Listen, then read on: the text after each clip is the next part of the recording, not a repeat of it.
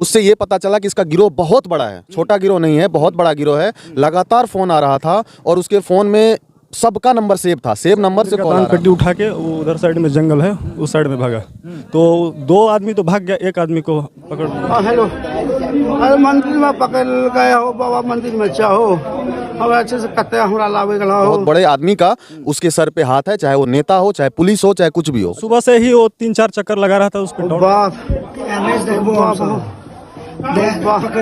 Cash है उसमें, सोना चांदी जेवर सब अलग है। वो कैश नहीं, ये तो डकैती है, ये चोरी नहीं है, ये डकैती दुर्गा है। पूजा को बीते 2 दिन भी नहीं हुआ है और इस तिलाठी के मंदिर में इतना बड़ा घटना को अंजाम दिया गया चोरों के द्वारा। आप भी जानेंगे तो आपको भी हैरानी होगी। इस वक्त हम तिलाठी में मौजूद हैं, जो छातापुर प्रखंड के अंतर्गत पड़ता है, सुपौल जिला में।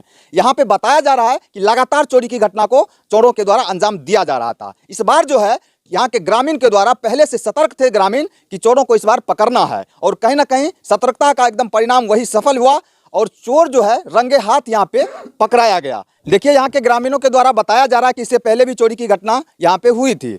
उससे पर चोर को पकड़ के थाना प्रभारी को जो है सुपुर्द कर दिया गया था, लेकिन थाना से ही कहीं ना कहीं उनको छोड़ दिया गया। लगातार इस वजह से चोरी की घटना यहाँ पे अंजाम दिया जा रहा था।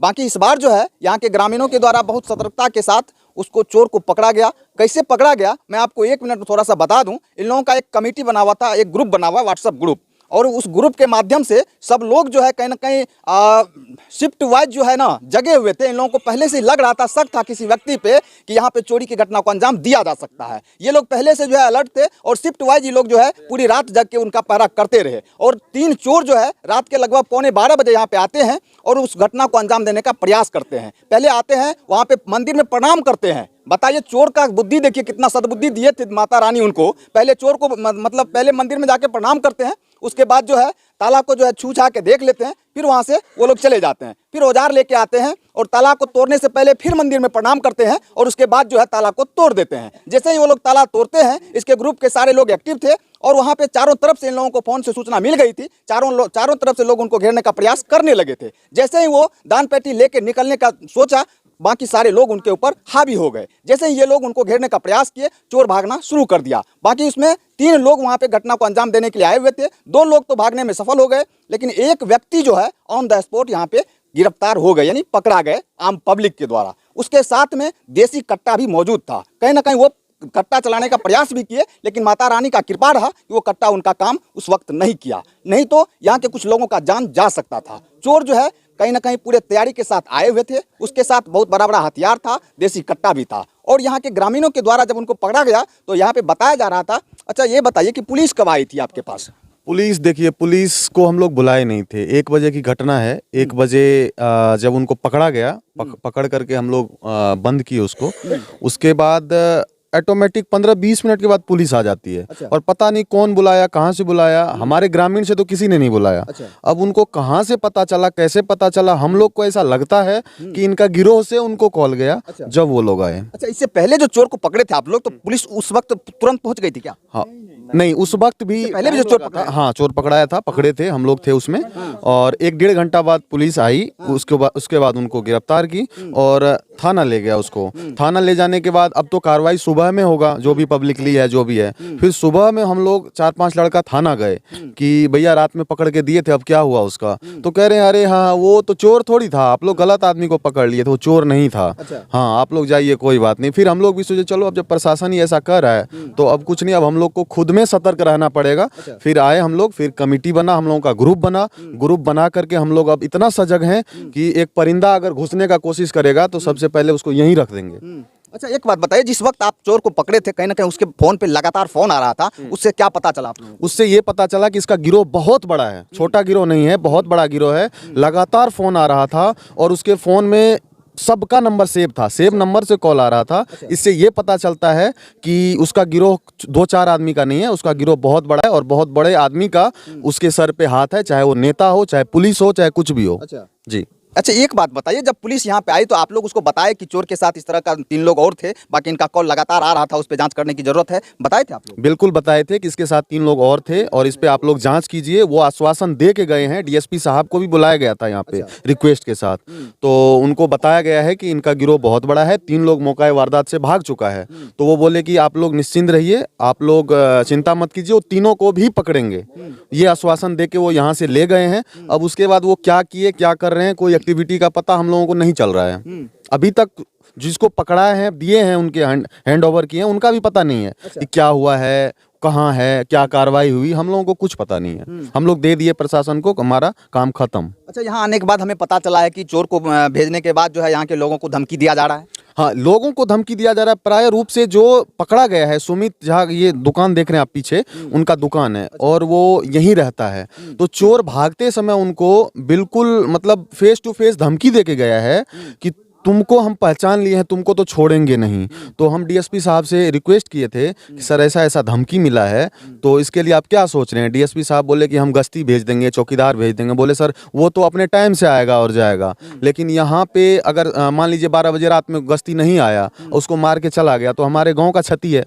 तो वो बोले कि 2 कांस्टेबल दे देंगे, लेकिन वो कांस्टेबल का भी अभी तक कुछ पता नहीं है। अगर कुछ होता है कल को हमारे गाँव के किसी लड़के के उसमें, हाँ, साथ में कुछ भी होता है अनहोनी, तो इसका जिम्मेदार पूरा 100% प्रशासन होगा। ये बात हम आपको और हमारे ग्रामीण है सबसे पूछ लीजिए, प्रशासन को जवाब देना पड़ेगा कि क्यों हुआ।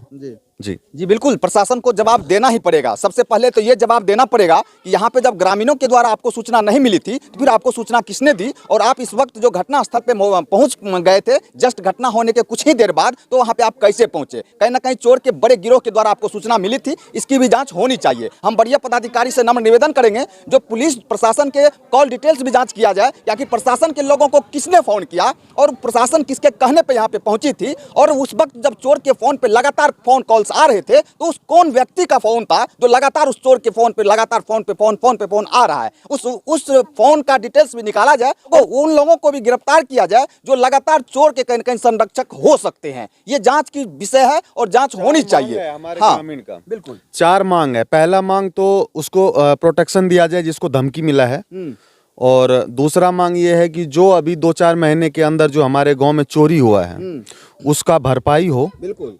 और तीसरा मांग ये है कि हम लोग के यहाँ पे ना एक बूथ बनाया जाए छोटा सा, उसमें 1 आध कांस्टेबल जो भी है थाना के पास जितना है कांस्टेबल वो दिया जाए, क्योंकि पिछले 2 साल से हमारे यहाँ पे ये, इसको आप चोरी कहते हैं, ये चोरी नहीं है, ये तो डकैती है। बिल्कुल। ये चोरी नहीं है, ये डकैती है। चोरी का रूप अलग होता है, लेकिन ये जो रूप था रात में जो हम लोग देखे हैं, ये तो डकैती वाला रूप है। तो अगर इस तरह से होगा तो आने वाला समय में हम लोग बहुत पीछे चले जाएंगे। और हम नम्र निवेदन करते हैं यहाँ के हम एसपी साहब से कि आप अपने संज्ञान में लेकर के इसको, इस वारदात को जो भी हुआ है हमारे यहाँ, अपने संज्ञान में लेकर के कार्रवाई करें, ताकि यहाँ के जो आपके पुलिस अधिकारी हैं वो सुनने को तैयार नहीं है, वो मानने को तैयार नहीं है। तो हम एसपी साहब से फिर से रिक्वेस्ट करेंगे कि वो अपने संज्ञान में लेकर के पूरी जांच करें, जितना गिरोह है इस गिरोह को पकड़ करके कार्रवाई करें। अच्छा एक बात बताइए कि अगर चोरी की घटना को सफल हो जाते हो करने में, तो कितना रुपया का लॉस होता है इस मंदिर कमिटी को? कम से कम 2 लाख रुपए का 2 लाख रुपए का जो दान पेटी में अभी है वो नुकसान होता, और बाकी 2 लाख कैश है, उसमें सोना चांदी जेवर सब अलग है। वो कैश 2 लाख, कुल मिला के 5-6 लाख का नुकसान होता, और बाकी हम लोग का मनोबल टूटता, वो तो अलग की बात है। बिल्कुल सर। देखिए कहीं ना कहीं चोरों को इस बात की पूरी जानकारी थी कि यहाँ पे जो है दान, अभी मेला फिलहाल चल ही रहा था, खत्म हुआ ही है, और यहाँ के कमेटी के द्वारा ये सूचना भी दिया गया था, आम सार्वजनिक किया गया था ये सूचना को, कि संडे को हम लोग जो है उस दान पेटी को खोलेंगे। 10 आदमी के बीच में उस दान पेटी को खोला जाएगा, और उसमें जो भी सामान है, जो भी रुपया पैसा सोना चांदी है, 10 आदमी के सामने में उनको खोला जाएगा, बाकी उनका गिनती होगा। लेकिन चोर उससे पहले जो है अपने चोरी की घटना को अंजाम देने के लिए यहाँ पे पहुंच गए थे। दुर्भाग्य उनका रहा कि माता रानी का कृपा कहिए कि चोर जो है मौके वारदात पे वो गिरफ्तार हो गए। बाकी प्रशासन के लोगों से नम्र निवेदन है, इस घटना को सही तरीके से जांच करना चाहिए। बाकी इससे पहले यहाँ पे घटना लगातार हुआ है। ग्रामीणों का सीधा आरोप है कि यहाँ पे गांव में लगातार इस तरह की घटना को अंजाम दिया जा रहा है। बाकी अगर सही तरीके से इस घटना की जांच की जाए तो चोर के बड़े गिरोह का कहीं ना कहीं पर्दाफाश हो सकता है। बाकी आप लोग क्या सोचते हैं इस घटना के बारे में कमेंट में जरूर बताइएगा। टीवी टाइम्स के लिए मणिकांत कुमार, जय हिंद।